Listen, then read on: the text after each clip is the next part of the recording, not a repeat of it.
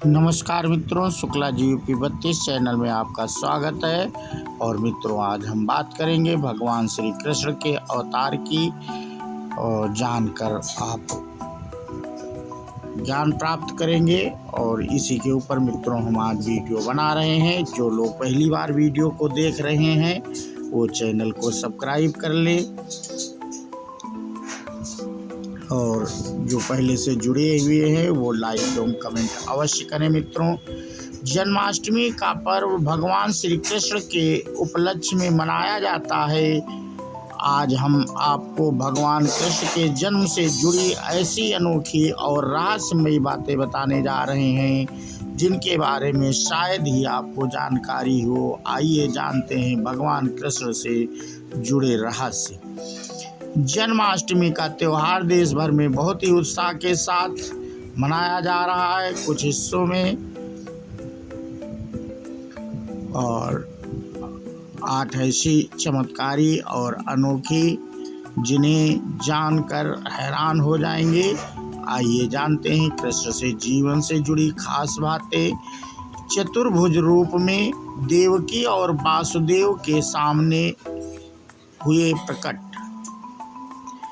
जब भगवान श्री कृष्ण ने अवतार लिया था उससे पहले ही उन्होंने चमत्कार दिखाया था। अपने जन्म से पहले ही वह चतुर्भुज रूप में देवकी और वासुदेव के सामने प्रकट हुए थे। तब उन्होंने देवकी और वासुदेव से कहा था कि मैं आपके पुत्र के रूप में जन्म लेने वाला हूँ और मैं ही कंस का वध करूँगा। मेरे जन्म के साथ ही आप मुझे नंद जी के पास छोड़ आए।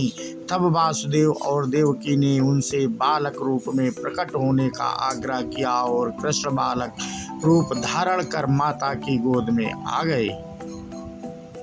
श्री कृष्ण ने जैसे ही अवतार लिया इन्होंने अपने माता पिता की यादों को भुला दिया। वासुदेव और देवकी को याद नहीं रहा कि भगवान ने उन्हें चतुर्भुज रूप में दर्शन दिया है और श्री कृष्ण भगवान के अवतार हैं। अपनी माया से श्री कृष्ण ने कंस के सैनिकों को अचेत कर दिया।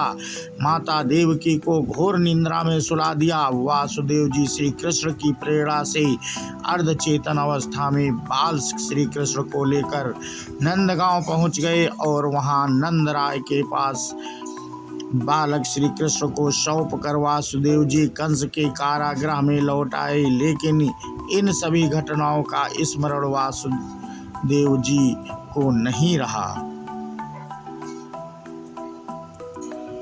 जब वासुदेव जी भगवान कृष्ण को लेकर नंद जी के पास जा रहे थे तब खूब बरसात हो रही थी। इस दौरान उन्होंने यमुना नदी पार की। यमुना का पानी लगातार बढ़ता ही जा रहा था। तब वासुदेव जी ने उस टोकरी को अपने सिर पर रख लिया जिसमें वह भगवान श्री कृष्ण को लेकर जा रहे थे। यमुना को भगवान के अवतार के विषय में जानकारी थी और वह श्री कृष्ण के चरणों का स्पर्श करना चाहती थी, इसलिए यमुना का पानी लगातार ऊपर चढ़ रहा था। जैसे ही यमुना ने श्री कृष्ण के पैरों का स्पर्श किया वैसे ही पानी कम होने लगा। इस तरह यमुना जी ने सबसे पहले कृष्ण जी के पैरों को छुआ था। पूर्व जन्म में भी माता देवकी भगवान कृष्ण की मैया थी। ऐसी मान्यता है कि पूर्व जन्म में देवकी कौशल्या और भगवान कृष्ण राम थे।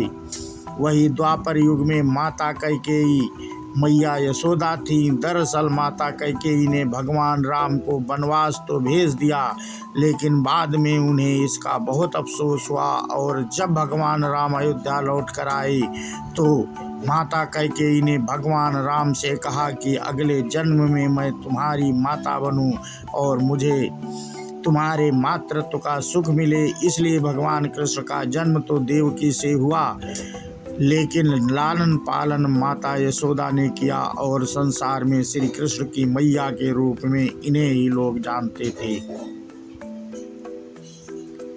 भगवान कृष्ण के जन्म के रहस्य के बारे में कोई नहीं जानता था। सिर्फ नंद बाबा ही उनके जन्म के रहस्य के बारे में जानते थे, क्योंकि नंद बाबा के घर भी योग माया ने उसी समय जन्म लिया था जिस समय श्री कृष्ण का अवतार हुआ था।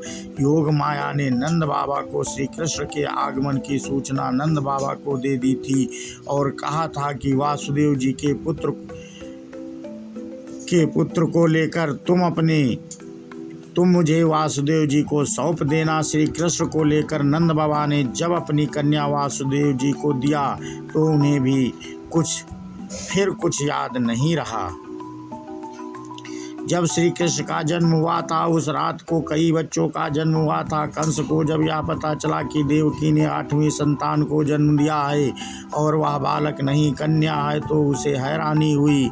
फिर भी मृत्यु भय से भयभीत कंस उस कन्या को भी मारना चाहा और उसने एक बड़ी चट्टान पर कन्या को पटक दिया, लेकिन कन्या चट्टान पर गिरने की बजाय आकाश में चली गई और अष्टभुजाओं वाली देवी के रूप में प्रकट हो गई। देवी ने कहा कि तुम्हें मारने वाला तो कोई और है और वह जन्म ले चुका है। कंस देवी के इस बात से डर गया।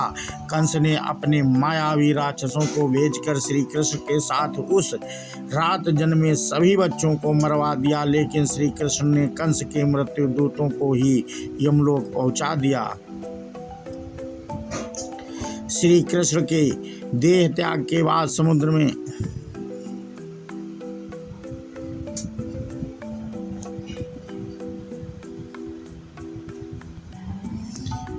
श्री कृष्ण के बनवाया था मंदिर।